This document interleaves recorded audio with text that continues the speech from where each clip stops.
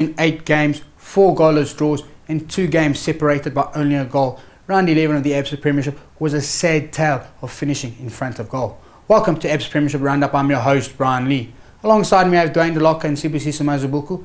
And starting off the action on Friday night was SuperSport United up against Ajax Cape Town and Morocco Swallows up against Bloemfontein Celtic.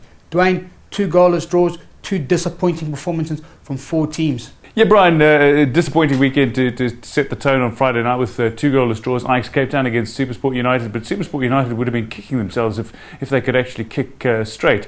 Unfortunately, they just wasted so many opportunities. I mean, Sander Westerveld hardly convincing in goal, but managed to pull off a great number of saves against SuperSport United at various stages. But, you know, SuperSport United guilty of it at one stage, even missing an open goal. So it really should have come away with a full 3 points from their trip to Cape Town. In terms of Morocco Swallows and Bloemfontein Celtic, slightly different story. Swallows dominated that game, but it was Bloemfontein Celtic that had arguably the big talking point of the game. But Butler finding the back of the net, a goal that was allowed, then disallowed.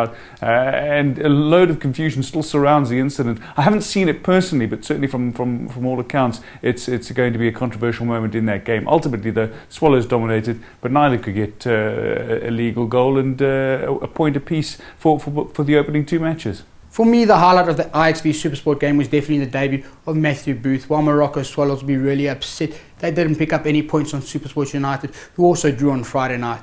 Moving to Saturday afternoon's action, we saw 2 goals. Sadly, those 2 goals came in one game as Golden Arrows got the better of Jomo Cosmos thanks to goals from Gambuza and Shange. Golden Arrows picking up their 2nd win under Mushin Ertugrul, while Jomo Cosmos are still yet to win a game in the league and was consigned to their 7th defeat. The other game on Saturday afternoon was Free State Stars versus Platinum Stars, another goalless draw. And probably the match of the round, Bidvest Wits up against Orlando Pirates. And Sibusiso, you were at that game, a fantastic 3-1 win for Wits. It must rank as the worst Orlando Pirates performance this season, but take nothing away from Wits. They look fantastic. They look well up for it. Sibusiso Vilakazi running things. He looks like he's going to be some player as he matures.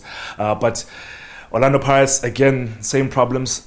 They get in front, they move the ball around very, very well. As soon as they get to the last third, they just can't seem to finish.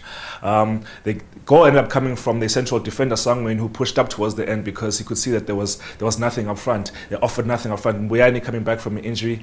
Again, he didn't look 100%. Again, you have to wonder how much they're going to rely on Benny McCarthy this season for goals on the pass. That's a very, very big concern for them right now. But Wits, fantastic. I mean, there's nothing you can take away from the performance that they gave this on Saturday. Certainly Orlando Pirates definitely missed the likes of Lucky Lakwate and Benny McCarthy, both missing the game due to suspension. But take nothing away from Ryan Chapman. He was fantastic in front of goal, took his 2 goals superbly. On a sad note though, Happy Jele, hyperextending his knee. He's probably going to be out for at least 6 months, if not longer. Saturday night's action saw Kaizer Chiefs drawing 0-0 with Santos. Probably a little bit lucky considering Santos hit the woodwork on 2 separate occasions.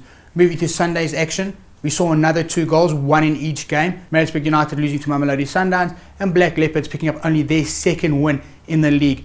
Dwayne, what did you make of these 2 games? Brian, a couple of interesting moments, certainly for Black Leopards. I mean, only their 2nd win of the season, their 1st win away from home this season, and that's a huge psychological step forward for Black Leopards. But, you know, they've been struggling. They hadn't been using their flank squad as well as they have throughout the season. Certainly Mahlatsi Make, a little lackluster down the left-hand flank. And Coach Vladislav Heric, new coach, in charge for the first time this season at least, came in, brought Luolo Mapolisa on from the left-hand flank, and ultimately he spurred the team to life. They started to use the flanks, and Ketokwaku Masuku quite outstanding on the counter-attacks. He launched almost every single one of Black Leopards' counter-attacks throughout the afternoon. They looked threatening from those, and ultimately 2 minutes into added time, it was Masuku who broke on the counter after Stanton Lewis had basically handed the ball over to Black Leopards, and Mapolisa finished off quite superbly for a late and rather dramatic win over AmaZulu, a side that had dominated territory and possession in the game to date. But I think also importantly, Benedicto Vilakazi making a return to the PSL